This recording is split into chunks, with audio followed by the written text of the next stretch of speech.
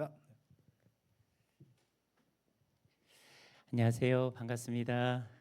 예, 저는 콜롬비안 연합장로교회에서 지금 이제 부임한 지 한 3년 됐고요. 그래서 3년이면 뭐 허니문이 끝나갈 시간이라 이러는데 여전히 아직 허니문을 저는 보내고 있다라고 생각하는데 우리 장로님들 어떻게 교인들은 어떻게 생각하는지 모르겠습니다.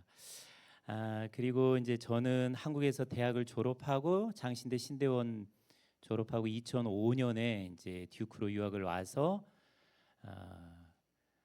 석사를 끝내고 애틀란타로 교회에 부임을 해서 이제 애틀란타에서 한 15년 정도 이민교회를 했습니다. 근데 그 이민교회를 하면서 참 아까 우리 장로님이 다이내믹했는데 제가 많은 이민 목회자들하고 이야기를 해보는데 저만큼 다이나믹한 목회를 경험하신 분들이 없는 것 같더라고요. 제가 이제 석사 공부를 마치고 박사과정 하려고 하는데 저하고 가장 친했던 친구 목사가 애틀란타에 목회 자리가 있는데 한번 와보지 않을래?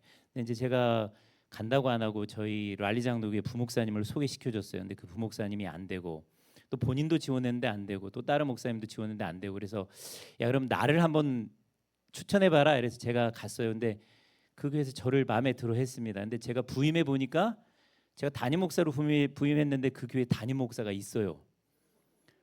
우리 선배님이야. 장신대.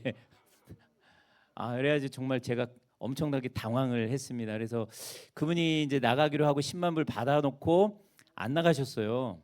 안 나가셔서 제가 후배라 나올 수밖에 없었습니다. 그래서 뭐 박사과정 가려다가 못 가고 뭐 교회를 아파트에서 제가 박사과정 준비하는데 그 교회에서 저랑 성경 공부하셨던 분들이 와서 성경 공부 좀 시켜주십시오. 그래서 성경 공부하더니 주일 예배 드려주십시오. 그러더니 또 막 캠퍼스의 체프를 알아보셔가지고 개척 예배 드립시다 이래가지고 개척 예배 해가지고 개척 교회를 했습니다. 개척 교회도 하다가 이제 두 교회를 합쳐서 통합된 교회도 해보고, 그러니까 삼각교회, 캠퍼스 채플, 상가교회 두 교회가 통합이 돼서 한 7에이커 되는 교회에서 있다가 이제 또 우리 콜롬비아로 청빙 받아가지고 지금 3년째 목회를 하고 있습니다. 이게 이제 제 목회 배경인데 하여튼 뭐 할 얘기는 많겠지만 오늘 주제가 교회는 살게 됩니다. 당신 때문에인데 제가 잠깐 기도하고 시작하도록 하겠습니다. 하나님 아버지 감사합니다. 이렇게 주께서 사랑하시는 주의 종들 주님과 정말 교회를 사랑하는 우리 장로님들, 권사님들, 집사님들, 목사님들 한 자리에 모여서 남성교회 비전 컨퍼런스로 모일 수 있도록 은혜 주신 것 감사합니다. 우리 하나님 이 자리를 통하여 우리 하나님께서 우리에게 들려주시고 보여주시기를 원하시는 것들 또 각자에게 말씀하시기를 원하시는 것들 잘 보고 듣고 배우는 깨닫는 시간 될 수 있도록 역사하여 주옵소서. 그리하여 남은 인생 주께서 우리가 살기를 원하시는 그 인생 이끌어 가시는 그 인생의 순종함으로 주께 영광 돌리며 남은 시간 인생에 있어서 가장 충만하고 복되고 행복한 의미 있는 시간으로 살아가는 우리들 되게 인도하여 주옵소서. 이 시간 주께 맡겨드리옵고 예수님의 이름 받들어 기도드리옵나이다. 아멘. 무겁네요. 제가 오늘 이 자리에서 나눌 주제는 교회는 살게 됩니다. 당신 때문에인데요. 먼저 뭐 저를 이 비전 컨퍼런스에 초대해 주셔서 감사드리고요. 제가 이 응하면서 고민한 게 있습니다. 도대체 어떤 말씀을 나눠야 되나 고민하며 기도하는데 그 고민과 기도에 두 가지 화두가 있었어요. 왜냐하면 이게 첫 번째 비전 컨퍼런스잖아요. 비전 컨퍼런스이기 때문에 비전이 무엇인가? 남선교회 비전 컨퍼런스니까 남선교회 주시는 비전 혹은 선교회의 비전이 뭘까? 비전에 대한 고민이었고요. 또 다른 하나는 이번 2024년 비전 컨퍼런스의 주제예요. 천국을 누리자. 천국 누리는 게 뭘까? 이 교회와 천국, 비전과 천국 이거에 대해서 고민을 하다가 이 전혀 동떨어진 이 화두, 교회의 이 천국이라는 화두와 비전이라는 화두가 만나는 지점이 있더라고요. 그게 바로 교회라는 것을 알게 됐습니다. 그래서 교회 이제 우리 신약학에서 교회 관련해서 뭐 이렇게 어느 일반적으로 혹은 학자들이 공통적으로 하는 명제나 혹은 질문이 있습니다. 첫 번째 질문은 이거예요. 예수가 이 지상에 와서 선포한 것은 하나님 나라였는데 이 지상에 나타난 것, 도래한 것은 교회였다는 거예요. 이런 여러분 동의가 되지 않습니까? 예수는 분명히 이 땅에 와서 때가 찼고 하나님 나라가 가까웠으니 회개하고 복음을 믿으라. 하나님 나라를 선포를 했단 말이에요. 근데 예수님께서 십자가에 죽으시고 부활한 이후에 이 세상에 나타난 것은 교회였단 말이에요.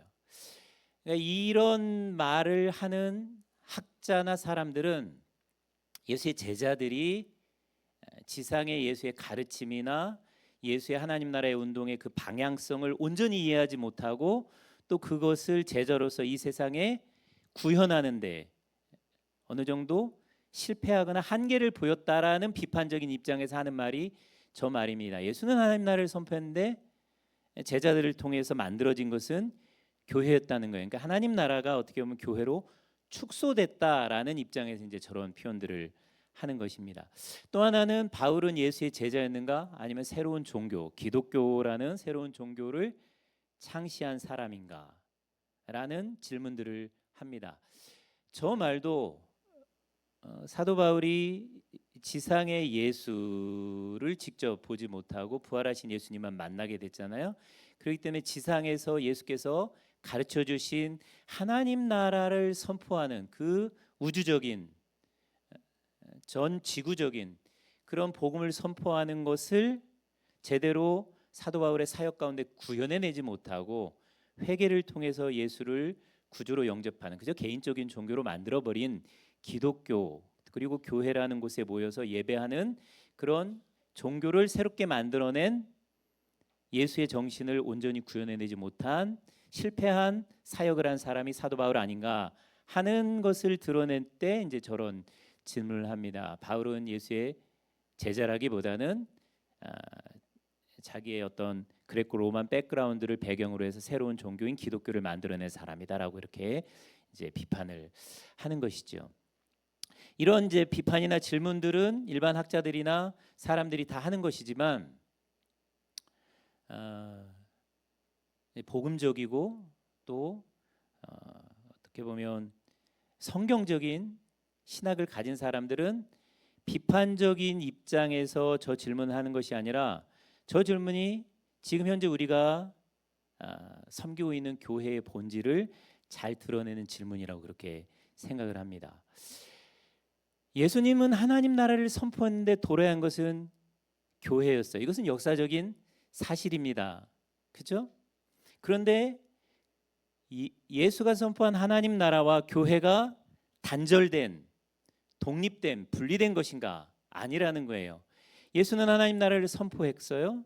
그리고 교회가 탄생하기 전에 큰 사건이 세 가지가 있었습니다. 예수님의 십자가의 죽으심이 있었고 그 예수님의 부활이 있었고 성령의 강림의 역사가 있었다는 거예요. 예수님 하나님 나라를 선포하고 그 하나님 나라에 온 우주에 사람들이 들어올 수 있도록 길을 열어 놓으시기 위해서 즉 하나님 나라를 이 땅에 확장시키고 이루시기 위해서 자기 자신이 마지막으로 해야 될 일인 십자가에 죽고 부활하시는 그 일을 하셨다는 거예요.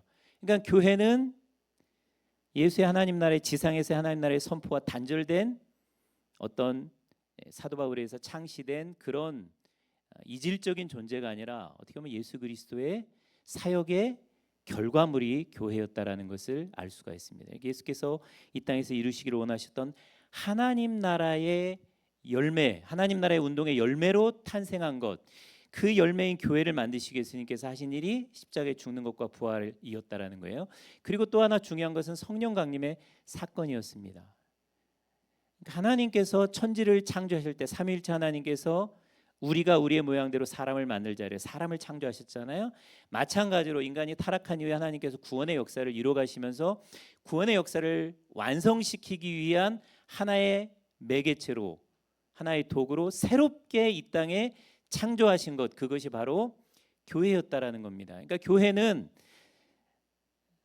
삼위일체 하나님께서 이 땅에 하나님 나라를 어떻게 보면 이루기 위한 하나의 도구로 만드신 곳이 교회라는 거예요. 그래서 교회는 예수의 하나님 나라의 운동의 열매며 결과물이고 이 땅에 완전한 하나님 나라가 임하는 그 과정 가운데 하나님 나라를 보여주고 예수 그리스도를 보여주는 하나의 도구가 교회이고, 그리고 마지막 날 이루어질 하나님 나라의 그림자 혹은 모형이 이 땅에 있는 교회라는 겁니다. 그러니까 교회는 어떻게 보면 사도 바울이 만든 것도 아니고 제자들이 실패해서 생겨난 하나님 나라의 축소판도 아니라는 거예요. 이것은 예수 그리스도의 지상에서의 하나님 나라의 운동의 결과며 열매물이고, 그리고 십자가의 죽으심과 부활과 성령의 강림을 통해서 하나님께서 이 땅에 만들어 놓으신 하나님 나라의 축소판, 예수 그리스도의 몸을 보여주는 도구이고, 그리고 마지막 날에 이루어질 그 하나님 나라를 미리 보여주고 미리 경험하도록 만들어 놓은 이 도구가 바로 교회라는 것입니다. 그러니까 결국 우리가 천국을 누리자, 이 말은 우리가 바꿔 표현할 수 있습니다. 어떻게 바꿔 표현할 수 있겠어요? 교회를 누리자, 이렇게 바꿔 표현할 수가 있는 것입니다. 우리가 이제 비전을 품는다, 비전을 가져야 된다라고 할 때 그 비전은 결국 나의 비전이나 목회자의 비전이 아니라 예수께서 가지신 비전이어야 한다는 것은 당연한 것이겠죠. 그렇다면 예수가 가진 비전은 뭐였냐면 이 땅에 하나님 나라를 이루는 것이었고, 예수의 죽으심과 부활과 성령의 역사하심을 통해서 그 비전의 결과물로 나타나는 것이 교회였다는 거예요. 그러니까 결국 예수의 비전은 교회였다는 거예요.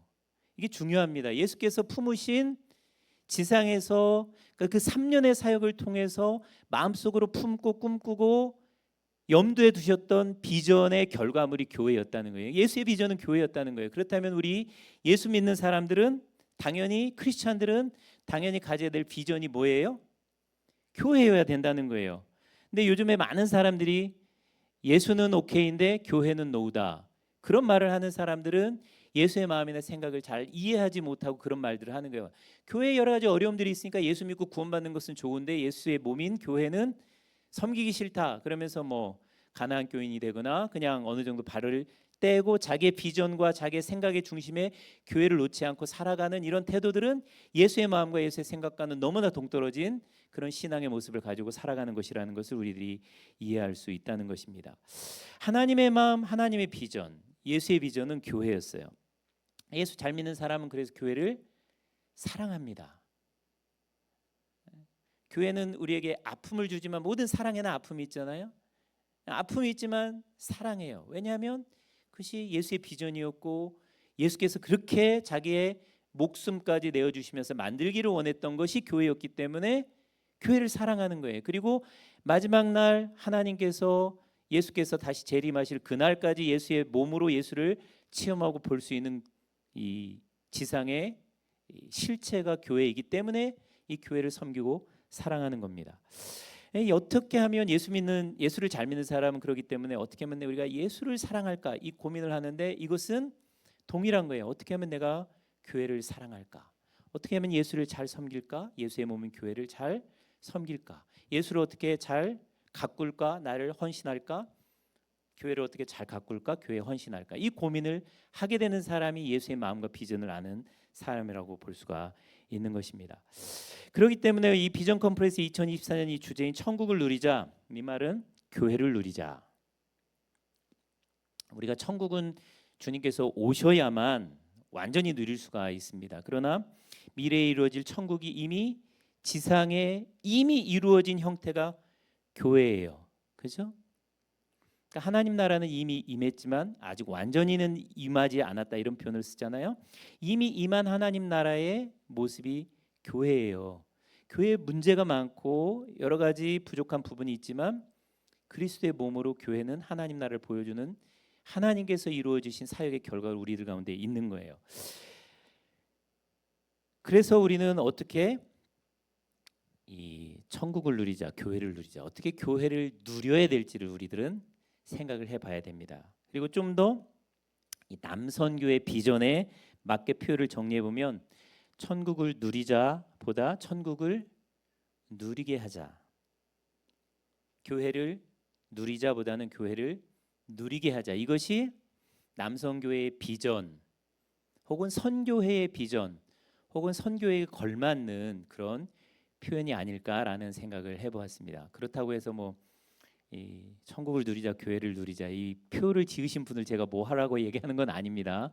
근데 이제 이 표현도 굉장히 좋은 표현이지만 우리가 이제 지치고 피곤한 그 육지 생활을 잠깐 여기 와서 쉬고 누리려고 왔잖아요. 그러니까 이게 천국을 누리고 교회를 누리는 거 이게 중요하지만 남선교의 비전, 우리 선교의 비전, 크리스찬의 비전으로서 좀 더 걸맞는 표현은 누리게 하는 것, 천국을 누리게 하는 것, 교회를 누리게 하는. 예수께서 오신 목적이 양으로 생명을 얻게 하고 그 생명을 더욱더 풍성히 얻게 하려 한다. 이 비전이셨듯이 우리의 비전은 이 비전이 될 때 어떻게 보면 예수의 마음과 합치된 이런 모습이라는 생각을 해보게 됩니다.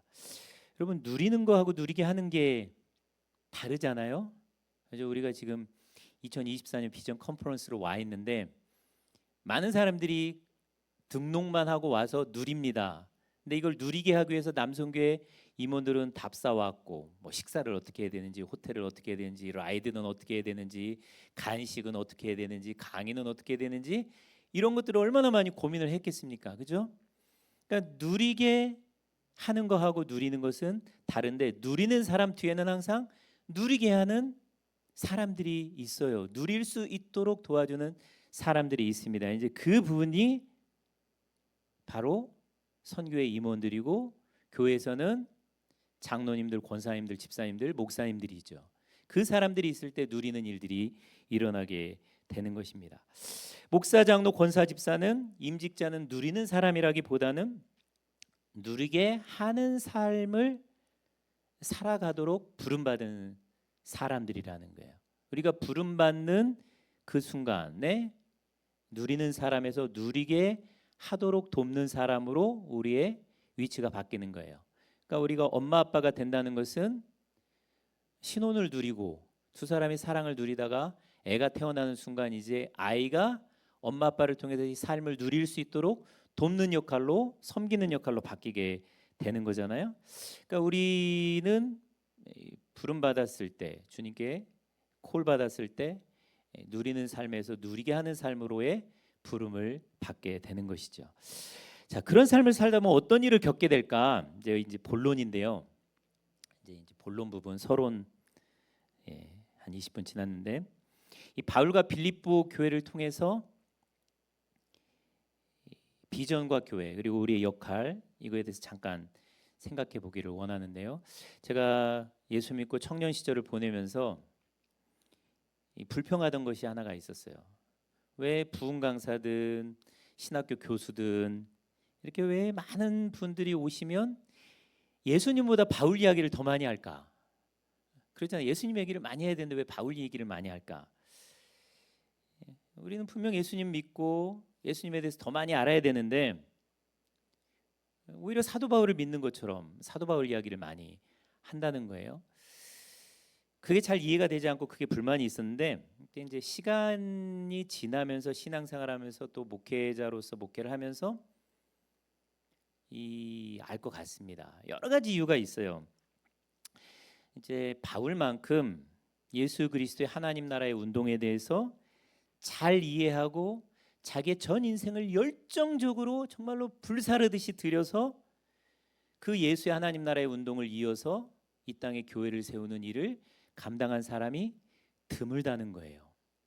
무엇보다도 천국의 모형인 교회를 이방 세계에 개척하고 성도들로 하여금 교회를 누리며 살아갈 수 있도록 자신을 희생시키며 수많은 가르침들을 준 사람이 사도 바울만큼 없습니다. 수많은 교부들이 있지만 그들을 우리는 사도라고 부르지는 않잖아요. 근데 사도 바울은 사도라고 우리가 불러요. 본인이 사도라고 했고 수많은 갈등과 논쟁 가운데 그 사도라는 칭호를 어떻게 보면 획득을 했고 역사상 인정을 받아왔습니다. 사도 바울은 예수님과 예수님을 믿는 인간과의 그러니까 예수님과 인간의 관계를 모범적으로 리프리젠테이션한 분이라고 볼 수가 있습니다. 그러니까 우리가 신앙생활하면서 어떻게 하면 내가 주님을 섬길 수 있을까, 주님을 따를 수 있을까 이렇게 고민하는데 그 모범을 보여준 거울이 어떻게 보면 이 사도 바울이라고 볼 수가 있습니다. 여러분 거울 다 보고 나오셨죠? 아침에 나올 때. 뭐 거울 안 봐도 이미 다 예쁘신 분들 여기 다 있지만 그래도 우리가 거울을 한 번쯤은 봅니다. 그러니까 예수와 나와의 관계가 지금 제대로 되어 있나, 성숙해 가고 있나, 이것을 고민하는 사람들은 보아야 될 거울이 있는데 그 거울이 바로 이 사도 바울과 예수님과의 관계에서 있었던 그 거울입니다. 사도 바울이 예수님과의 관계에서 어떤 고민을 했고 어떻게 예수님을 따라 살려고 했고 또 예수님께서 주신 비전을 자기 삶에 어떻게 구체화하려고 했는가, 이런 것들을 고민하는 그런 모습들을 우리들이 볼 때 아, 나도 저렇게 살아가야 되겠구나. 예수님과 나와의 관계를 설정하는데 예수님과 사도 바울의 관계가 거울로서 이렇게 역할을 해 주는 거예요. 그래서 이제 사도 바울을 많이 공부를 하는 것입니다. 또 우리가 교회의 비전을 이야기할 때 뭐 초대교회로 돌아가자 이런 말을 많이 하는데 물론 시간적으로 돌아가는 게 불가능하죠. 또 이 상황이란 게 있습니다. 그 당시에는 로마라 제국에 엄청난 핍박이 있었고 유대교의 핍박이 있었고, 그렇지만 곧 주님이 다시 오실 것이라는 임박한 종말에 대한 기대가 있었습니다. 그러니까 이런 어떤 정서적이고 영적이고 신학적인 백그라운드는 다르겠지만 그럼에도 불구하고 교회가 갱신되고 교회가 새롭게 되고 교회가 바른 트랙 위에 있고 타락하지 않은 교회로 있는가를 점검하기 위해서는 초대교회로 돌아가야 돼요. 그러면 초대교회를 가장 많이 세운 사람이 누구인가? 초대교회를 예수 그리스도의 뜻 가운데 세우려고 했던 사람이 누구인가? 사도 바울 밖에 없다는 거예요. 그러니까 우리가 사도 바울을 돌아볼 수밖에 없는 것입니다. 오늘 우리가 함께 읽은 이 빌립보서 본문 안 읽었죠? 한번 읽어봐야 될 것 같습니다. 빌립보서 혹시 본문 해 놓으셨나요?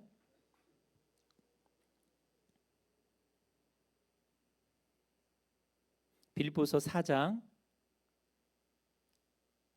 예, 그 없으신 것 같은데 제가 교재에는 해왔습니다. 빌립보서 4장 10절에서 20절까지 제가 읽어드리도록 하겠습니다. 내가 주 안에서 크게 기뻐함은 너희가 나를 생각하던 것이 이제 다시 싹이 남이니 너희가 또한 이를 위하여 생각은 하였으나 기회가 없었느니라. 내가 궁핍함으로 말하는 것이 아니니라. 어떠한 형편든지 나는 자족하기를 배웠노니 나는 비천에 처할 줄도 알고 풍부에 처할 줄도 알아. 모든 일 곧 배부름과 배고픔과 풍부와 궁핍에도 처할 줄 아는 일체의 비결을 배웠노라. 내게 능력 주시는 자 안에서 내가 모든 것을 할 수 있느니라. 그러나 너희가 내 괴로움에 함께 참여하였으니 잘하였도다. 빌립보 사람들아 너희도 알거니와 복음의 시초에 내가 마게도냐를 떠날 때에 주고받는 내 일에 참여한 교회가 너희 외에 아무도 없었느니라. 데살로니가 있을 때에도 너희가 한 번뿐 아니라 두 번이나 나 있을 것을 보내었도다. 내가 선물을 구한 것이 아니요 오직 너에게 유익하도록 풍성한 열매를 구함이라.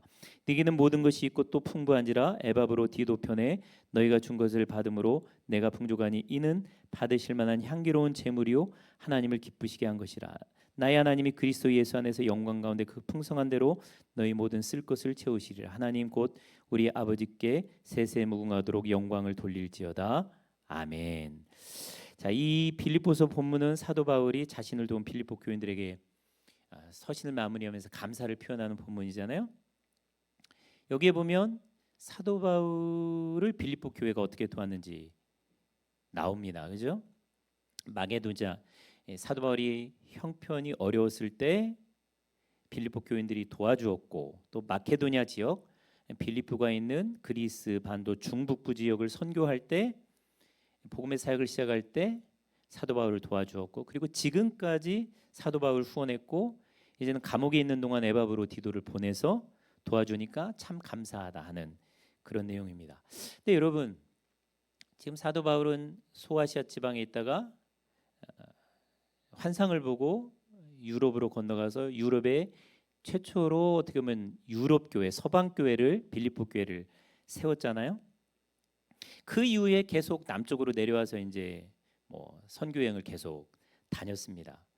근데 이 편지를 읽으면서 이 사도 바울의 비전 가운데 그렇게 예수 그리스도께서 하셨던 하나님 나라의 운동으로서 교회를 세우는 일을 열심히 감당했는데, 이 편지 가운데 나타나는 사도 바울의 정서, 사도 바울의 마음, 느낌은 뭐라고 생각을 하십니까?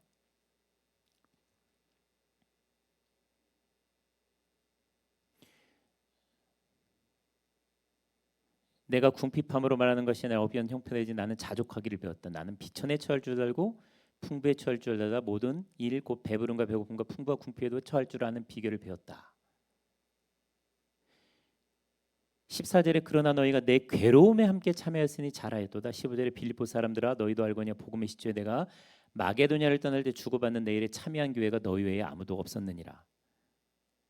여러분, 이 사도 바울이 어떤 형편에 있었고 이 형편에 사도 바울이 어떤 마음을 갖고 이 편지를 어떤 마음을 품고 있었다라는 것을 이 내용을 통해서 여러분들이 캐치할 수가 있습니까?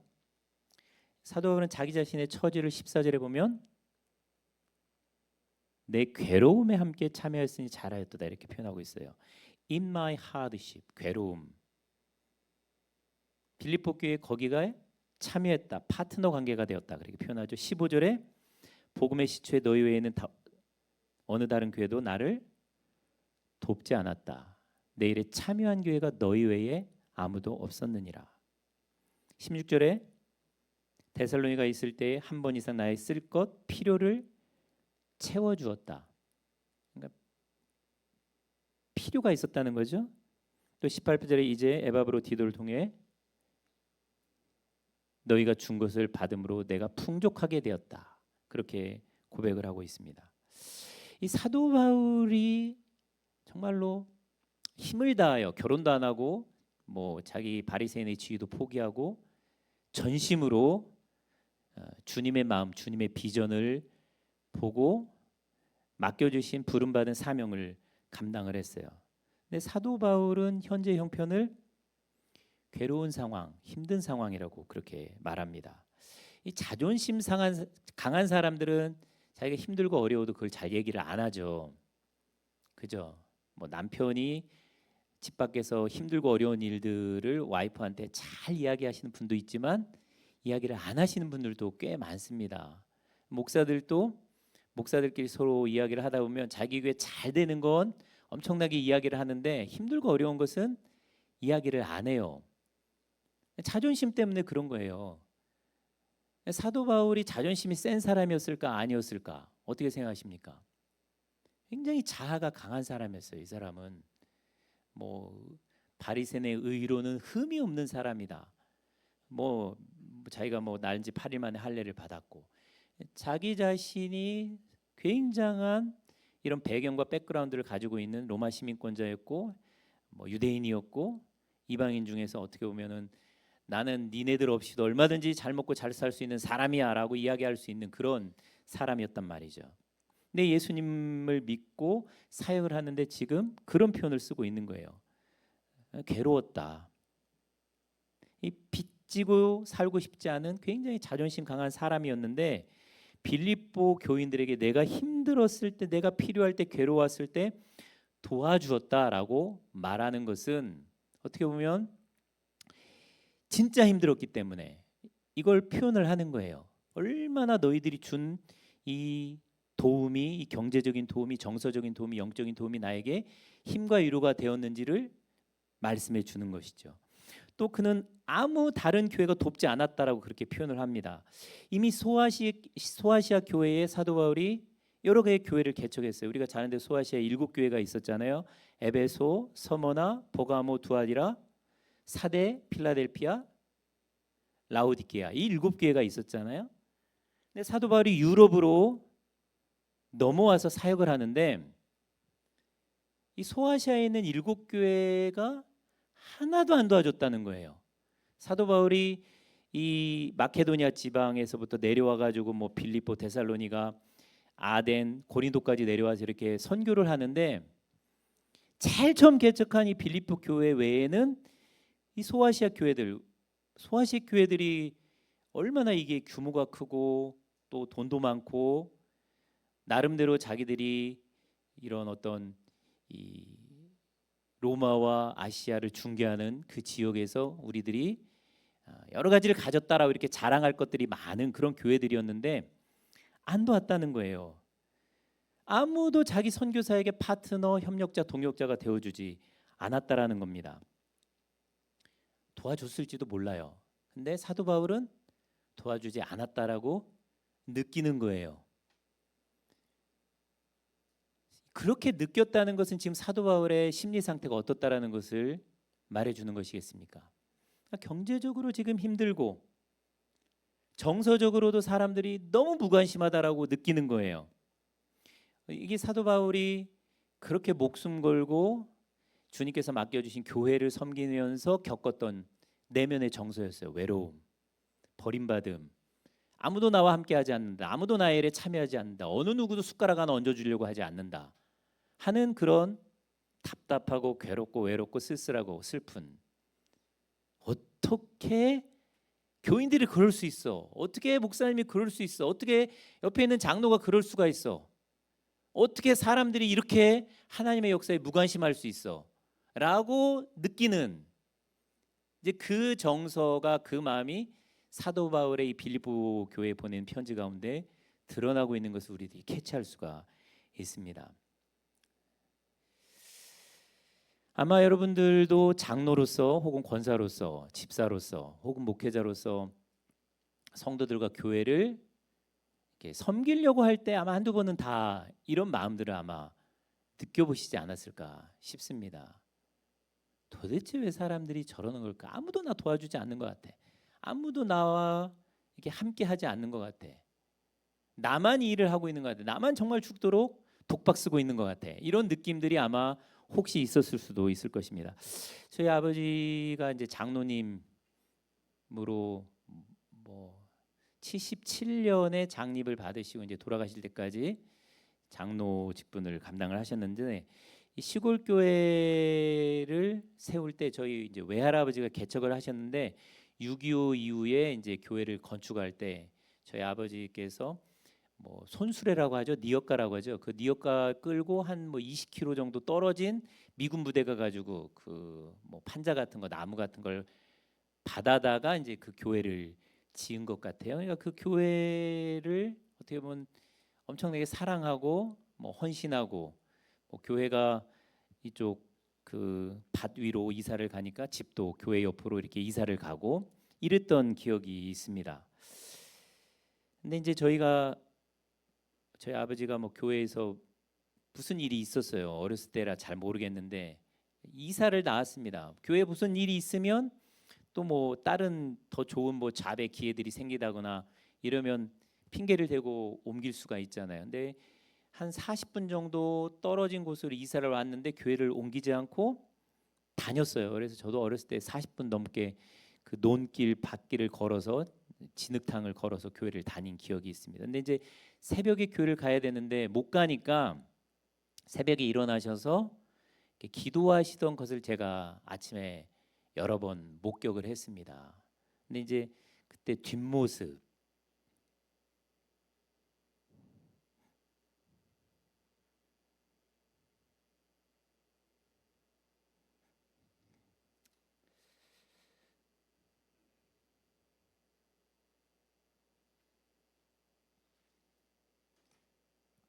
예, 죄송합니다. 이게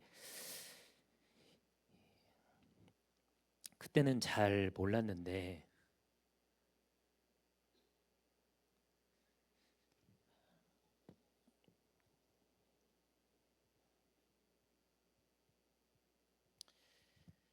그 시간이 좀 지나면서 그 아버지의 뒷모습, 기도하는 뒷모습이 많이 떠올랐습니다. 제가 목사지만 이제 우리 장로님들을 생각할 때 우리 아버지를 많이 생각합니다.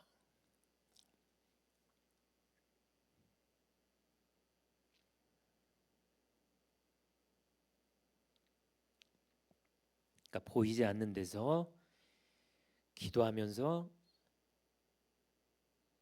하지 않아도 될 고민들이잖아요. 그게 지지 않아도 될 짐들인데 도대체 교회가 뭐라고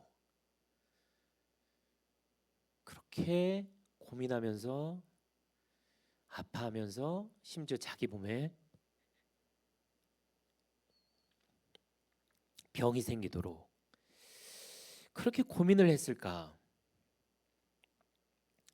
아마 이런 그런 사도 바울이 가졌던 그런 마음, 아니면 모든 교회를 사랑하던 사람들이 가졌던 그런 마음들, 이제 그런 마음을 품고 아마 기도하시지 않았을까 하는 그런 생각들을 해봅니다. 누구도 이해해주지도 않고 짐을 나눠지려고도 하지도 않고, 그렇다고 해서 뭐 함께 그 문제를 나누면서 고민할 사람들도 많지 않은 그런 상황에서 그런 교회를 사랑하고 섬기려다 보니까 새벽에 일어나 기도할 수밖에 없고, 그러니까 한참을 그렇게 기도할 수밖에 없었던 이제 그런 모습들이 분명히 여러분들에게도 있고 아마 목사님들에게도 있지 않을까 하는 그런 생각을 해봅니다. 근데 이제 그런 모습들이 사도 바울에게도 있었다는 거예요.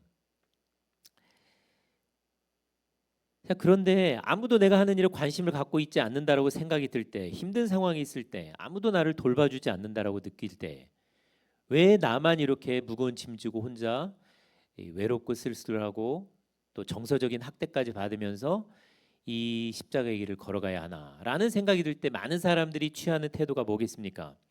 여러분 그때 어떻게 반응을 하십니까? 이제 아마 여러분들 아마 내공이 다져지고 아마 그런 일들을 다 겪으셨기 때문에 이렇게 교회 장로의 역할을 감당하고 계시고 또 이렇게 남성교회 일까지 이렇게 감당하고 계시리라는 생각을 하는데, 많은 사람들 가운데 힘들고 아무도 도와주지 않는다라고 이렇게 느낄 때 막 정서적으로 피폐해지고 쓸쓸해지고 정말 섭섭하고 힘들 때 이 많은 사람들이 내려오는 방식 중에 하나가 슬슬 발을 빼는 거예요. 그죠? 슬슬 발을 빼고 발을 빼다가 어느 순간 조용히 사라지고, 그리고 이제 뭐 내려놓고 포기하고 이제 그렇게 하는 것이죠. 물론 그렇게 해야 될 때도 있습니다. 몸에 병까지 안으면서 그렇게 할 필요는 없을 거라는 생각을 하는데, 하여튼 많은 경우가 이제 그렇게 내려놓고 포기하고 손 떼고 단절시키고 이제 그렇게 합니다. 교회에서도 리더로 재직으로 열심히 봉사하고 섬기는데 동료 교인들이 알아주지 않을 때, 뭐 목회자가 알아주지 않을 때, 관심도 누구도 갖지 않을 때 잠깐 동안은 열심히 할 수가 있어요. 그러나 계속적으로 지속적으로 그 일을 감당하는 것은 쉽지 않습니다. 실망감, 배신감으로 교회를 그만두고 나오고 뭐 떠나고 뭐 그런 일들도 있습니다. 사도 바울도 똑같이 하나님의 일을 하면서 이런 힘든 일들, 소외감 이런 것들을 겪었어요. 근데 사도 바울은 끝까지 그 일을 감당을 했습니다. 또 빌립보 교회도 생각해 볼 수가 있습니다. 빌립보 교회도 소아시아 교회보다는 넉넉한 교회가 아니었어요. 이 교회는 우리가 잘 아는 대로 자주향사 루디아, 이 자주향사 루디아에 대한 뭐 그 이해가 학자들마다 뭐 다릅니다. 어떤 사람은 굉장히 부유한 그런 이 섬유 중개업을 하던 사람이었다, 여성 갑부였다, 뭐 이렇게 이해하시는 분도 있고, 어느 분들은 아주 간의 수공업, 아주 집안에서 조그맣게 배틀로 천을 짜가지고 자주 장사를 했던 사람이다, 그렇게 이해를 합니다. 근데 뭐 고대의 여성의 지위나 사회 경제적인 형편을 이해해 봤을 때 뭐 여성 기업가 정도로 이해하기는 어렵고, 그야말로 간의 집안에서 이렇게 수공업을 해서 천을 내다 파는 그런 여인이었다라고 이해하는 것이 더 옳을 것 같습니다. 남편이 믿지 않는 상황에서 신앙생활을 하는 여자였다라고 볼 수가 있고, 그리고 헬라인들과 이방인들 사이에 더구나 남자와 여자의 그런 어떤 사회적인 신분의 차이가 분명한 사회에서 예수를 믿고 사도 바울을 통해서 가정교회를 이룬 이런 여인이 자주장사 루디아였습니다. 그런데 이런 경제적으로 형편도 넉넉하지 않고 사회 경제적인 지위도 낮은 이 여인이 어떻게 사도 바울의 선교의 초기에서부터 마지막 순간까지 다른 아무 교회도 돕지 않는데 돕는 교회의 역할을 할 수 있었을까 하는 것이지요. 그렇게 큰 교회들도 많고 경제도 넉넉한 교회들도 많았는데 어떻게 빌립보 교회는 그런 일을 감당할 수 있었을까?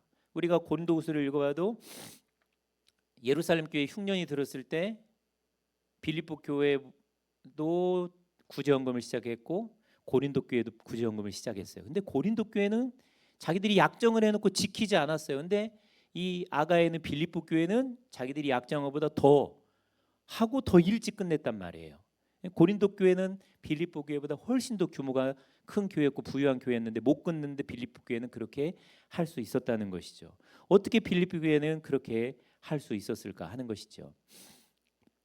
이러한 사도 바울의 사역과 빌립보 교회, 경제적으로, 정서적으로, 영적으로, 환경적으로 참 힘들고 어려운 이런 상황이었는데 그 일을 감당할 수 있었던 그 이유를 설명하는 여러 가지 표현들이 있습니다. 뭐 성령의 인도하심, 뭐 기도의 능력, 뭐 하나님 나라에 대한 열정, 뭐 여러 가지로 표현할 수 있지만 공통적으로 표현할 수 있는 용어는 이 사명 의식이죠. 사명 의식. 부름 받아서 하나님께서 맡겨 주신 그 사역을 감당할 때 내적으로 갖고 있는 그 의식, 이것을 이제 사명 의식이라고 이야기할 수가 있습니다. 사도 바울은 자신이 하나님 목적을 달성하기 위해서 하나님에 의해 부름 받고 하나님에 의해서 뽑힌 사람, 자기가 많은 사람들 가운데 뽑혔다라는 이런 선민 의식, 분명한 내적 의식이 있었어요. 사도 바울의 사명감을 표현하는 3종 세트가 있어요. 우리가 잘 아는 대로 사도행전 20장 24절, 나의 달려갈 길과 주 예수께 받은 사명 곧 하나님 나라의 은혜의 복음을 증언하는 일을 마치기까지 내 생명을 조금도 귀한 것으로 여기지 아니한다. 이 사도 바울이 선교 초기에 고백했던 내용이에요. 그리고 빌립보서 3장 13절 14절에 나는 아직 내가 잡은 줄로 여기지 아니하고 표대를 향하여서 위에서 부르신 부름의 상을 향하여 달려간다. 이 고백, 그리고 인생의 가장 말년에 쓰여진 디모데후서 4장 7절에 나의 달려갈 길을 마치고 믿음을 지켰으니 이제 나를 위하여 의의 면류관이 예비되었다. 달려간다. 사도행전에 그렇게 고백하고 중간에 나는 내가 잡은 줄로 여기지 아니하고 잡으려고 달려간다. 그리고 인생 말년 죽기 전에 달려갈 길을 다 달리고 믿음을 지켰다. 이 고백을 한 것이 이제 사도 바울의 인생이라는 거죠. 이 사도 바울은 이 의식, 자기가 하나님께 부름을 받았고 교회를 세우고 섬기는 이 사역을 위해서 달려가라고 부름받았고 사명을 받았다라는 이 의식을 가지고 살았다는 거예요. 빌립보 교회도 분명 자기 자신들이 이방에 세워진, 유럽에 세워진 첫 교회, 사도 바울에게 큰 은혜를 받았기 때문에 이 은혜에 대해서 우리가 어떻게든 보답해야 되겠다라는 그 의식이 있었기 때문에 사도 바울을 처음부터 끝까지 도울 수가 있었던 것이죠. 그러니까 사도 바울에게 제일 기억에 남는 교회는 빌립보 교회였더라는 것을 우리들이 생각해 볼 수가 있습니다. 그러니까 목회자들한테 이렇게 이야기를 듣다 보면 어떤 교회, 어떤 장로님들이 기억에 남습니까? 이러면 여러분 어떤 장로님이 목사의 기억에 남을까요? 괴롭힌 장로, 싸운 장로, 그건 불행한 목사입니다. 제가 볼 땐 물론 나중에 이렇게 싸웠다가 화해하고 이러면 해피엔딩으로 끝나면 좋겠지만 이 제가 콜롬비아에 가니까 콜롬비아를 거쳐간 많은 목사님들이 제가 8대인데 이 앞에 7분의 이 목사님들이 거쳐가시고 지금 제가 알기로는 다 생존해 계시는 것 같습니다. 근데 많은 목사님들하고 제가 통화를 하다 보면 어느 장로님 잘 계시냐, 어느 장로님 건강하게 잘 계시냐, 그분 참 좋은 분이다, 그렇게 이야기를 합니다. 인테림 패스터조차도 저한테 그 얘기를 하세요. 근데 왜 그랬을까? 왜 그랬을까를 보니까 그 장로님들이 이 잘 도왔어요. 목사님들을 보니까 어느 목사님의 어머니 생일을 그 목사님이 그 교회를 떠나가신 지 10년이 지났는데도 돌아가실 때까지 어머니 생일이 되면 이 장로님이 어머니 맛있는 거 사드리라고 돈을 보내드렸더라고요. 그렇기가 쉽지가 않습니다. 그렇게 마음 쓰기가, 이게 정말로 웬만해서는 그런 마음을 쓰기가 어려워요. 그리고 우리 교회에 어느 부목사님이 왔는데 그 부목사님이 너무너무 가난해서 뭐 집을 사야 되는데 다운페이가 없으니까는 목사님이 그래도 교회에 있어 보이는 장로라고 생각해서 돈 좀 꿔달라고 그랬나 봐요. 그러니까 꿔줄 수는 없고 내가 돈을 주겠다 이래가지고 몇만 불을 줘서 집을 사게 도와준 그런 케이스도 있었던 것을 볼 수가 있었습니다. 그러니까 이제 그런 분들이 이제 기억에 남는 거예요. 그러니까 사도 바울도 빌립보 교회를 생각할 때마다 자기가 힘들고 어려운데 까마귀가 뭐 물어다 주듯 빌립보 교회를 통해서 계속 오는 거예요. 그러니까 이게 기억에 남는 거죠. 어떻게 빌립보 교회는 그렇게 할 수 있었을까? 뭔가 있었다는 거죠. 그걸 이제 사명 의식이라고 표현할 수가 있어요. 사명 의식이라는 거, 이것은 어떤 일을 내가 꼭 해야 할 일이라고 생각하는 마음가짐이라고 볼 수가 있을 것입니다. 이민 생활하면 수많은 분들이 피곤하지만 아침 일찍 일어나 직장에 나가요. 바로 책임감이고 사명의식이죠. 엄마가 피곤하지만 아침에 일어나서 애들 도시락 싸고 뭐 그런 걸 합니다. 이건 내가 해야 될 일이다라는 생각이 확실하기 때문에 그 일을 하는 거예요. 내가 해야 될 일이다. 하나님께서 내가 하라고 일을 맡겨주셨다. 이게 이제 사명의식인 거죠. 제가 말씀을 준비하면서 이 책임감 사명의식이 무엇인가 잘 설명해주는 심리학적인 연구를 하나 찾아봤는데요. 1960년대 초반 뉴욕에서 20대 후반의 제노베스라는 이 처녀가 이 밤늦게 일을 마치고 집으로 돌아오다가 이 제노베스라는 이 여자입니다. 집 근처에서 괴한에게 습격을 당해서 살해되는 사건이 있었습니다. 이게 1964년 실린 기사, 이 로젠탈이라는 저 기자가 퓰리처상까지 받았는데요. 기사가 이렇게 시작합니다. 30분이 넘는 시간 동안 퀸즈에 살고 있는 38명의 충실한 시민들은 살인자가 거리를 활보하면서 한 여자를 3차례나 습격하여 칼로 찌르는 장면을 물끄러미 구경만 하고 있었다. 그들의 두리번거리는 소리와 침실에서 불 밝히는 소리에 놀란 살인자는 2번이나 모습을 감추었지만 아무런 일도 일어나지 않는 것에 안심하고는 그는 다시 돌아와서 그녀를 쫓아가면서 칼로 찔렀다. 그동안 경찰에 연락한 사람은 아무도 없었다. 그녀가 숨을 거둔 다음에 한 증인이 마침내 경찰에 알렸을 따름이다. 뉴욕과 같은 대도시에서 종종 일어날 수 있는 살인 사건인데 이 퓰리처상을 수상했던 이 로젠탈이라는 이 기자가 이 사건을 뉴욕 타임즈에 기사화시킴으로 뉴요커였을 거예요. 현대 사회의 이 소외라는 이것이 이제 사회 문제로 이 부상을 할 수 있었습니다. 그래서 미국 사회에 큰 논란거리가 당시에 일어났는데 이 큰 논란의 주제는 왜 38명의 시민들이 이 사건을 이 여자가 살인 당한 이 사건을 목격하고도 경찰에 신고하지 않았느냐 하는 질문이었습니다. 뭐 당시만 해도 60년대니까 뭐 청교도의 나라, 신사도의 나라, 노블레스 오블레즈의 나라, 건강한 시민들이 어떻게 그럴 수 있었느냐, 이게 이제 풀리지 않는 의문이었던 거죠. 그래서 그들이 신고하지 않은 이유를 설명하는 이론들이 등장을 했습니다. 이 사건이 일어나고 40년이 지난 다음에 콜롬비아 대학에서도 이 사건과 이 신문 기사를 주제로 한 심포지엄이 열릴 정도로 이게 미국 사회에 상당히 큰 사건이었습니다. 목격자들이 살인 사건에 개입하는 것을 꺼려하여 이 사건에 무관심했다. 개입하지 않으려고 했다. 이제 그게 하나의 설명 방식이었어요. 우리는 너무 자기중심적이고 매정한 사회에 살고 있다. 이 신문 기사입니다. 현대인의 삶, 특히 도시인의 메마른 삶이 우리를 이토록 척박하게 만들었다.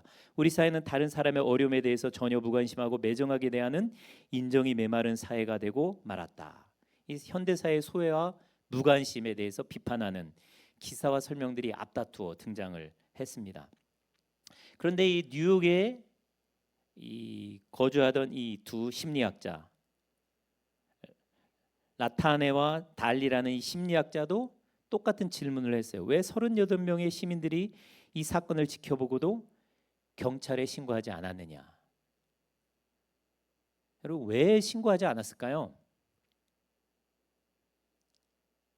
이 수많은 신문 기자나 시민들은 38명의 목격자가 있음에도 불구하고 그 중에 아무도 경찰에 연락하지 않은 그 사실에 분노했습니다.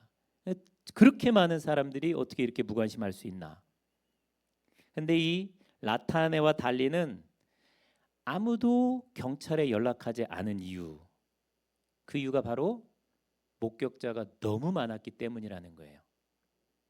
너무나 많은 사람이 이 사건을 보고 있었기 때문에 누군가 도와주겠지, 아마 누군가가 이미 경찰과 병원에 신고했을 거야 라고 생각하면서 아무도 도와주지 않았다는 거예요. 그러면서 이 두 학자가 내린 결론은 이것입니다. 이게 더 바이스탠더 이펙트예요.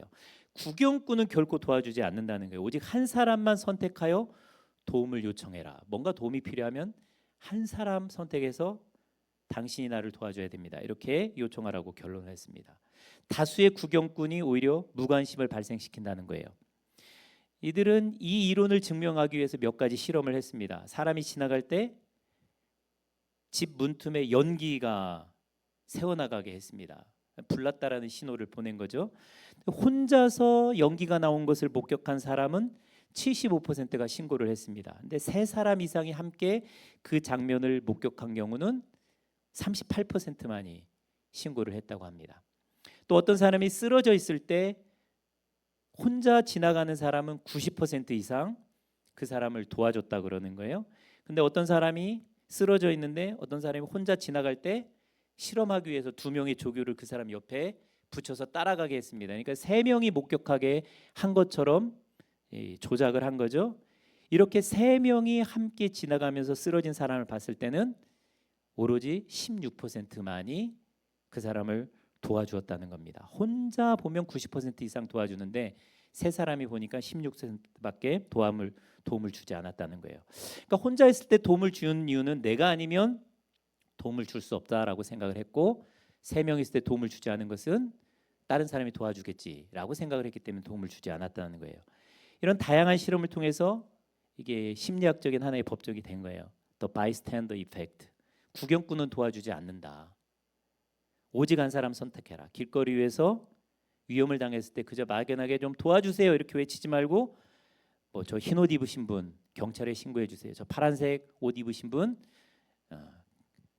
도와주세요.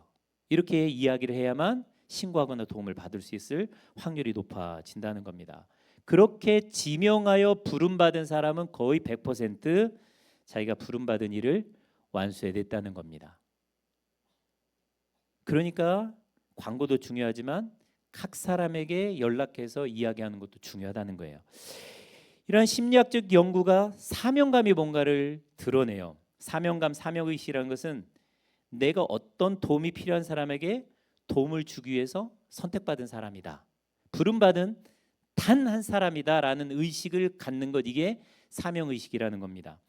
도와줄 수많은 사람이 있을 수도 있지만 내가 도와주지 않으면 저 사람이 죽을 수도 있기 때문에 내가 도와줘야 한다라고 생각하는 책임감, 이것이 사명의식이라는 거예요. 세상에 수많은 사람이 있지만 하나님의 뜻 가운데 나를 통해서 하나님께서 어떤 일을 이루시려고 나를 유일한 사람으로 부르셨다는 것, 이것이 사명의식이라는 겁니다. 어떤 사람이 도와주겠지, 이 구경꾼의 자세에서 내가 도와줘야만 하는 책임지는 사람의 마음으로 이 심리 상태가 바뀌는 것, 이것이 사명의식이 생겼다라고 이야기할 수가 있는 거예요. 그러니까 수많은 장로들이 있고 수많은 집사들이 있으니까 나는 안 해도 돼 라는 의식에서 저분들이 할 일이 있지만 내가 할 일이 있어, 그렇기 때문에 내가 이 일을 맡을 거야 라고 생각이 바뀌는 게 사명의식을 갖는 마음이라는 겁니다. 사도 바울은 예수님과 복음에 대해서 구경꾼이었잖아요. 관찰자였어요. 스데반이 죽을 때도 관찰하는 입장이었습니다. 교회가 성장해 갈 때 그는 지켜보는 사람이었어요. 근데 예수께서 그를 부르셨고 내가 이방인들과 임금들 그들 앞에서 너를 증인으로 세웠다, 내가 너를 증인으로 세웠다, 이러니까 사도 바울이 이제 부름받은 의식을 갖게 된 것이죠. 그래서 고린도전서 9장 10절에 내가 복음을 전하지 아니하면 내게 화가 있을 것이다, 왜냐하면 내가 그 일을 맡았기 때문이다, 그렇게 고백을 하는 겁니다. 빌립보 교회도 수많은 다른 개척 교회들이 있었지만 이방의 첫 교회로 우리가 사도 바울을 통해서 세움받은 것은 사도 바울을 끝까지 도우라는 하나님의 부름이야라고 해석을 했고 그것을 가지고 있었기 때문에 사도 바울을 끝까지 도울 수가 있었던 것이죠. 자, 결론이에요. 이제 다 왔습니다. 여러분은 이 사명의식을 갖고 계시는지 한번 돌아보실 수 있기를 바랍니다. 나는 사명인인가? 나 외에는 대체될 수 없는 어떤 일을 맡고 있다면 나는 사명인이에요. 엄마 아빠 역할이 사명입니다. 그죠? 엄마 아빠의 역할은 나 아니면 내가 감당할 수가 없어요. 남편과 아내 역할도 마찬가지죠.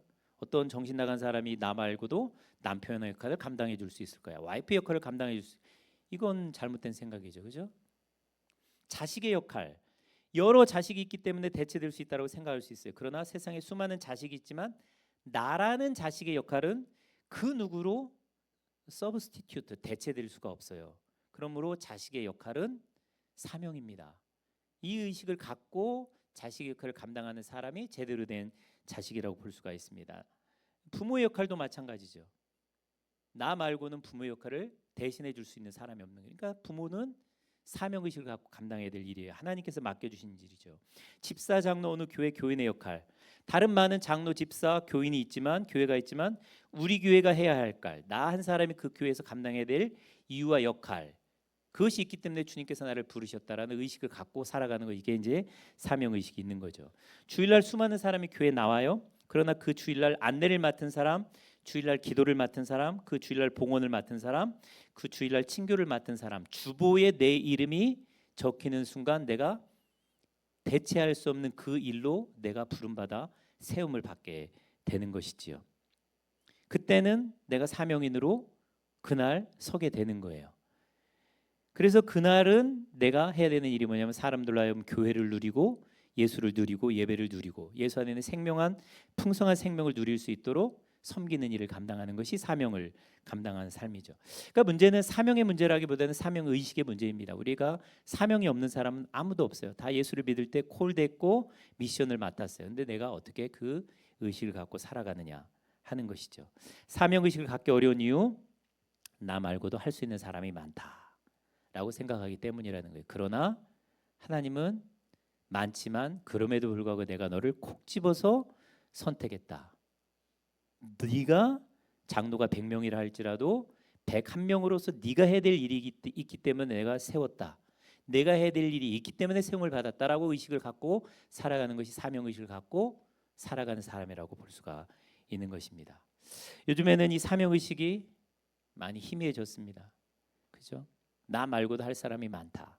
참 그것이 큰 문제입니다. 그리고 심지어 우리는 자기 자신에 대해서도 그렇게 생각을 합니다. 사탄이 그렇게 송사해. 너는 하찮은 사람이다. 너 말고도 세상에 중요한 사람 얼마나 많냐. 너 말고도 다른 일을 할 수 있는 사람들이 무지무지 많다. 사탄은 그렇게 생각하게 만들어요. 그러나 하나님은 아니다. 넌 정말 존귀한 사람이다. 너를 대체할 수 있는 사람은 이 세상에 아무도 없다. 너는 꼭 필요한 사람이다. 너는 부모로, 자식으로, 남편으로, 아내로, 교인으로서 네 역할을 대체할 수 있는 사람이 아무도 없다. 그래서 내가 너를 이 세상에 보냈다. 그렇게 우리 하나님 말씀하시는 거예요. 근데 우리는 그 의식을 갖지 못하고 살아갈 때가 얼마나 많은지 모릅니다. 사람들이 사명 의식을 잃어버리고 그저 그냥 먹고 사는 문제에 집착해서 살게 만들므로 자기 자신의 인생을 망치고 또 하나님께서 내 인생을 통해서 누리게 할 수많은 사람들의 그 누림을 얻지 못하도록 하는 그런 삶을 살아갈 때가 얼마나 많은지 모릅니다. 이 사도 바울과 빌립보 교회는 정서적으로 고독하고 사명을 감당하려고 하는데 도움도 받지 못하고 육체적으로도 힘들고 영적으로도 힘들고 참 많은 어려움들이 있었지만 사도 바울과 빌립보 교회는 이렇게 주님께서 주신 이 사명 의식을 갖고 그이들을 극복하면서 주님의 비전을 이루는 교회로 사람으로 살았던 것을 볼 수가 있습니다. 에스겔서 22장 30절 제가 써놓진 않았는데 하나님 이렇게 말씀하십니다. 이 땅을 위하여 성을 쌓으며 성 무너진 자들을 막아서서 나로 멸하지 못하게 할 사람을 내가 그 가운데서 찾다가 얻지 못한 거로. 성 무너진 데를 막아서서 멸망하지 않도록 하나님께 기도할 그 한 사람을 하나님께서 찾으신다는 거죠. 그 한 사람으로 가정에, 교회에, 지금 이 시대에 세운 사람들이 바로 여러분들이고 우리 자신이라는 겁니다. 이 의식을 갖고 살아가는 것, 이게 중요합니다. 미국 장로교든 미국 교회든 많은 사람들이 뭐 문제가 많다. 그래도 우리들이 항상 기억해야 될, 우리가 여기에 남아 있는 이유는 하나님이 우리 때문에 여기를 멸망시키지 않도록, 하나님이 우리 때문에 이곳을 구원할 수 있도록 그 이유와 근거가 되어주기 위해서 우리가 남아 있고 사역을 감당하고 있는 것이라는 것을 우리들이 기억을 해야 됩니다. 제일 중요한 것은 예수님이 스스로가 사명인이 되셨어요. 자기가 아니면 안 되는 십자가를 지고 죽는 그 죽음의 길을 걸어가셨습니다. 그리고 우리를 본인이 걸어가신 그 사명의 길로 초대하십니다. 수많은 사람들이 십자가 지고 사명 감당하지만 너만이 감당해야 될 십자가가 있다는 거예요. 너만이 감당해야 될 사명이 있다는 거예요. 그걸로 우리를 부르셨다는 겁니다. 이거 나누고 오늘 제가 너무 강의를 길게 한 것 같습니다. 그 사명인으로 살며 어려운 일을 겪을 때 느낀 감정, 마음은 무엇이었나요? 한번 마음을 돌아보시기 바랍니다. 그런 아무도 도와주지 않는다. 아무도 나와 짐을 함께하지 않는다. 참여하지 않는다. 외로울 때, 쓸쓸할 때, 서러울 때, 섭섭할 때 이제 아마 그런 마음들이 있었을 것입니다. 그것을 어떻게 극복하였으며 어떻게 극복하며 사명을 감당하기를 원하시나요? 여러 가지 방식이 있지만 사도 바울은 사명 의식을 가지고 이것을 극복하면서 사명을 감당을 했던 것을 볼 수가 있습니다. 천국 교회를 누리게 하기 위해서 내가 감당해야 될 일이 있다면 무엇일까? 그것을 한번 더 생각해 보시고 앞으로 계속적으로 우리가 부름받은 사명인으로 주님 앞에 설 때까지 사명 감당하면서 즐겁게 복되게 살아갈 수 있기를 원합니다. 어떻게 끝내야 됩니까?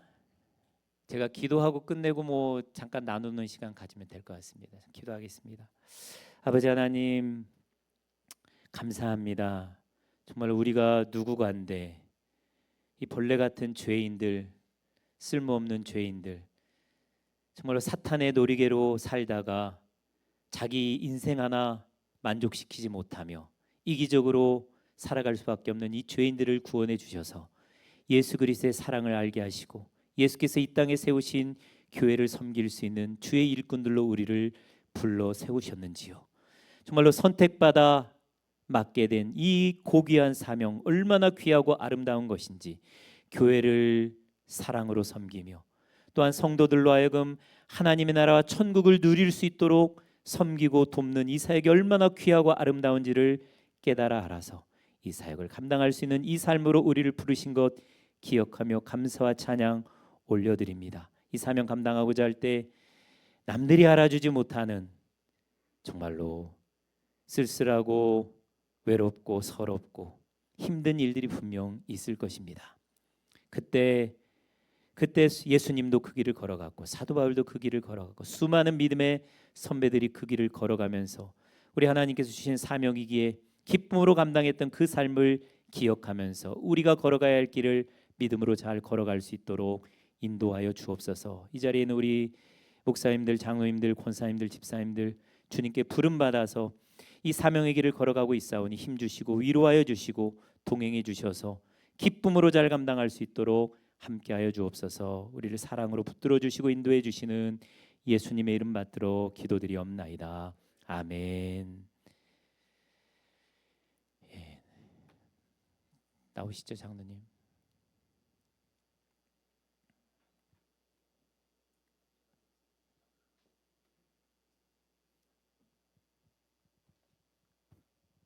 맞으신 거죠? 그러면은 그럼 네. 그러면은 저희가 이제 좀 있어 저 점심 식사가 11시에 되어 있거든요. 그러니까 한 저희가 20분 정도 빨리 마쳤으니까요. 저희가 그러면 식기도를 여기서 하고 하는 게 좋을 것 같아요. 예, 그렇죠? 예. 최원주 목사님 잠깐 나와서 식기도 좀 부탁드립니다. 예. 그래서 저희가 한 20분 정도의 여유가 더 생겼으니까요. 아마 그 이제 좀 약간 교제하시다 아마 식사 준비하시는 분이 이제 좀 약간 당황하시겠죠. 그렇죠. 그래서 그런 시간을 보낼 수도 있겠죠. 예. 그래서 저희가 식사를 준비하시는 분한테 하드택을 좀 드리기 위해서 혹시 그럼 질문이나 뭐 그런 거 있으면 한번 받는 시간을 하고 아니면 그 다음에 이제 나가기 전에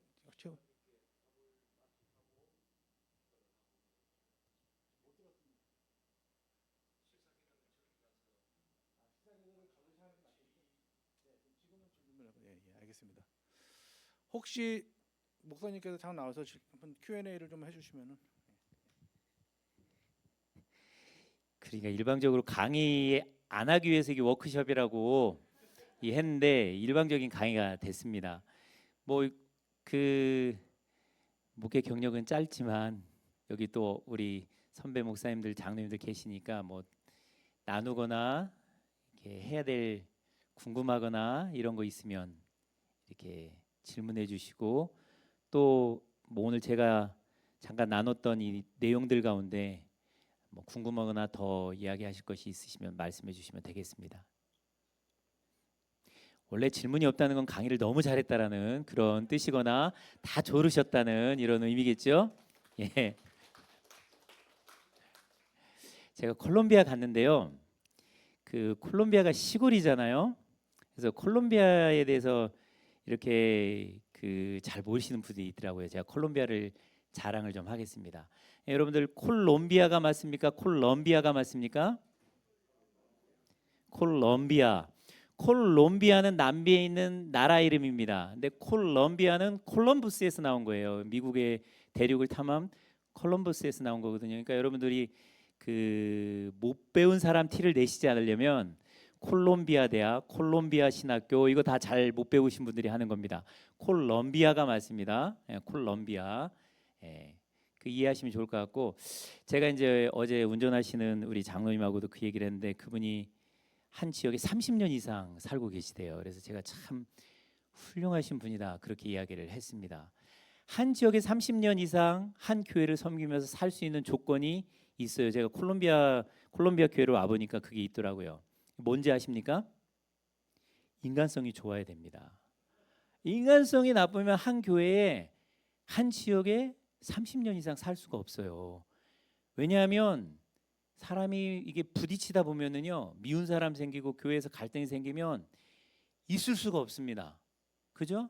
그러니까는 그 사람이 한 지역에 적어도 10년 이상 머물 수 있었다는 것은 10년 이상 버틸 수 있는 인격이 있었다는 거예요. 30년, 40년 있었다는 것은 그분이 30년, 40년 버틸 수 있는 인격, 인품, 어떻게 보면 영혼을 버틸 수 있는 그 인품을 가지고 있었다라는 그런 뜻이라고 생각이 돼요. 그래서 저희 교회 와 보니까 진짜 그런 분들이 많아요. 30년, 40년, 뭐 10년 한 교회 다닌 거 가지고 명함을 못 내밀더라고요. 그래서 야, 우리 교회 좋은 교회다 이렇게 생각할 수 있었던 이유가 30년, 40년 신앙생활을 한 교회에서 그 지역에서 하셨던 거. 이게 이제 제가 우리 교회가 좋다라는 첫 번째 이유고 또 하나는 그렇게 한 지역에 오래 머물려면 안정돼야 됩니다. 그죠? 지역 사회가 안정이 되어야 돼요.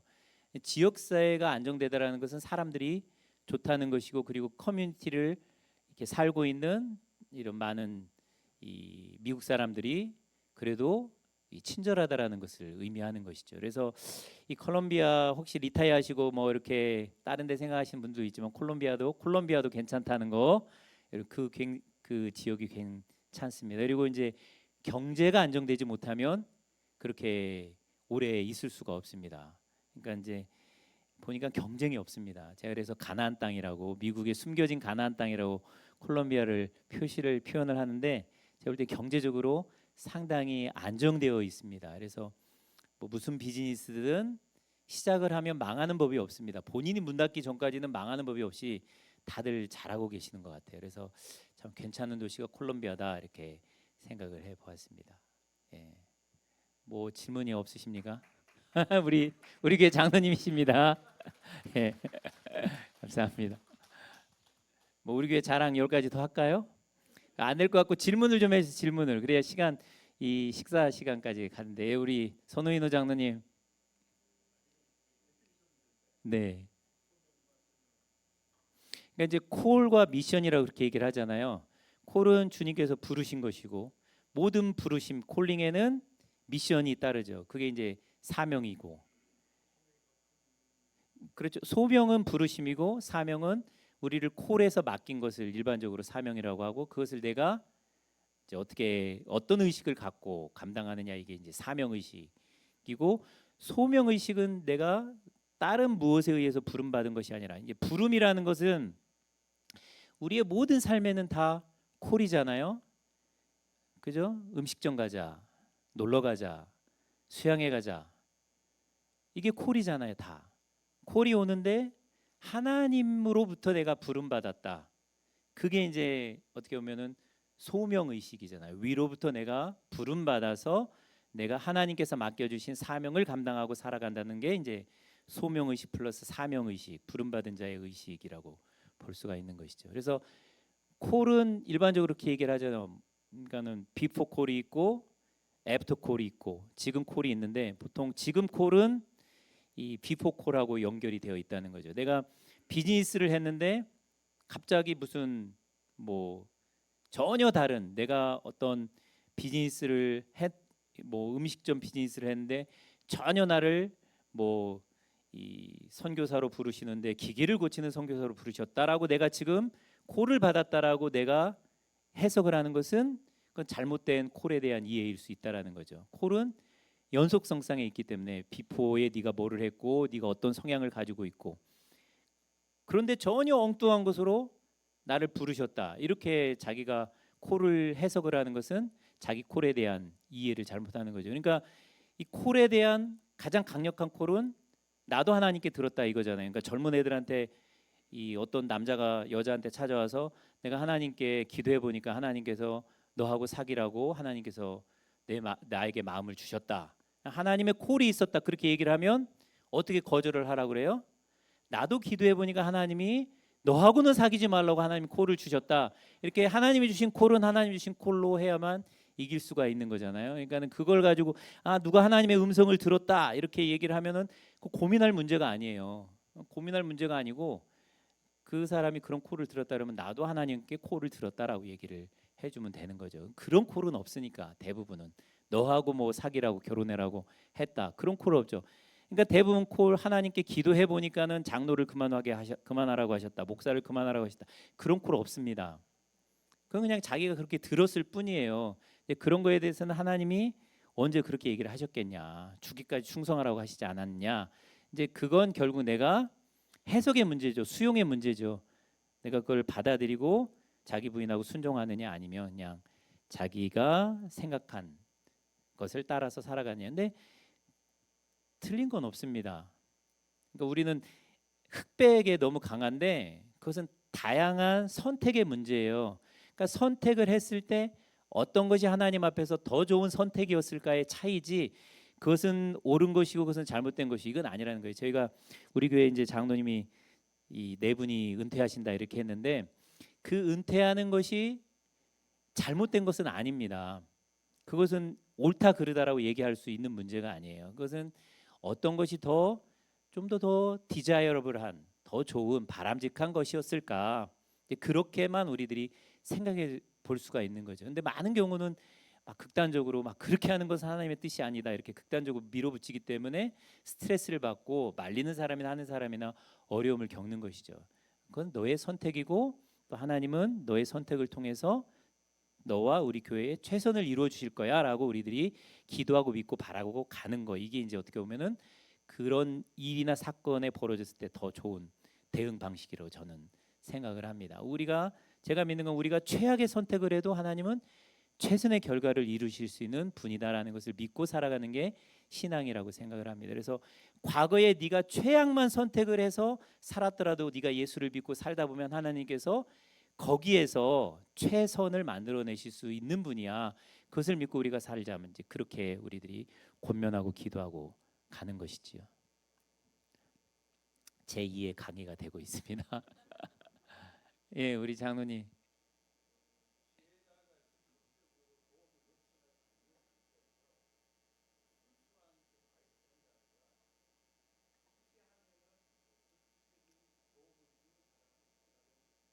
예.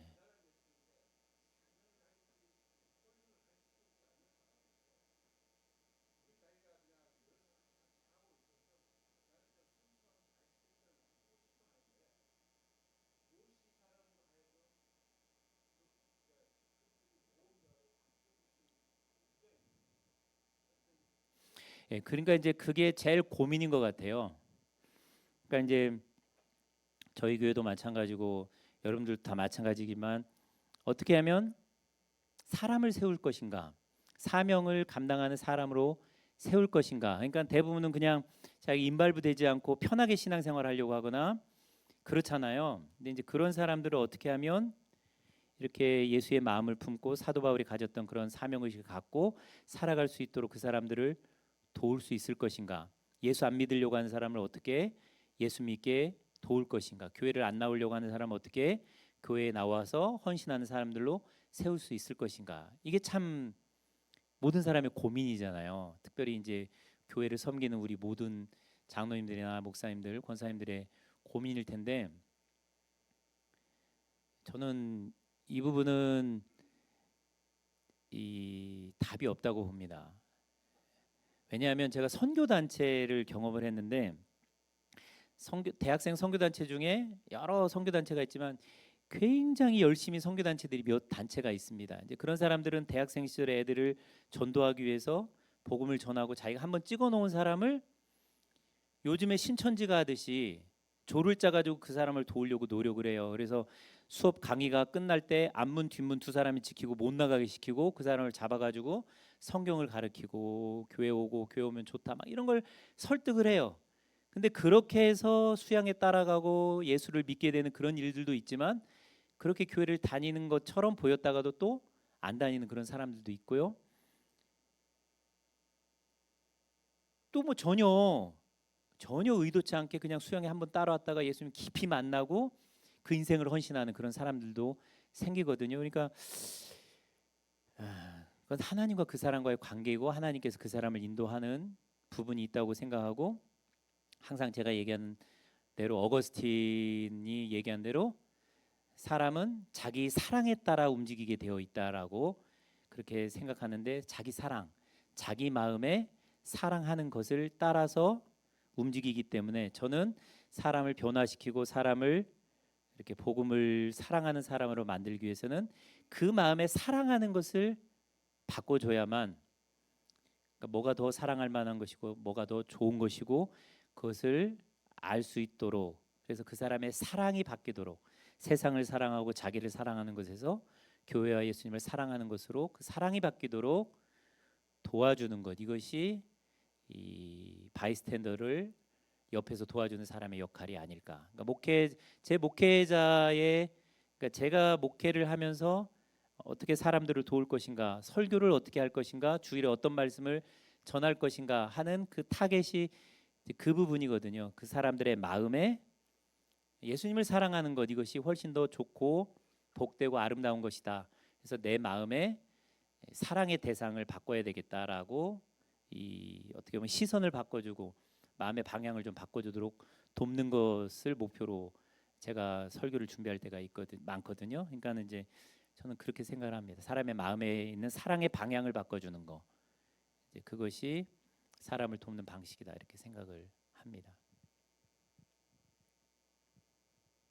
더 하면 여러분 밥맛이 없어지실 것 같아요. 53분인데 뭐 오늘 강의하고 관련해서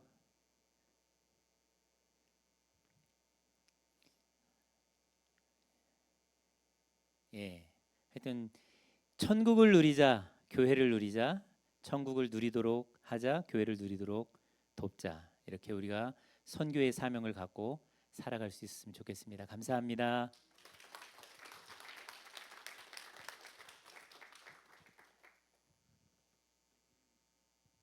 그러면은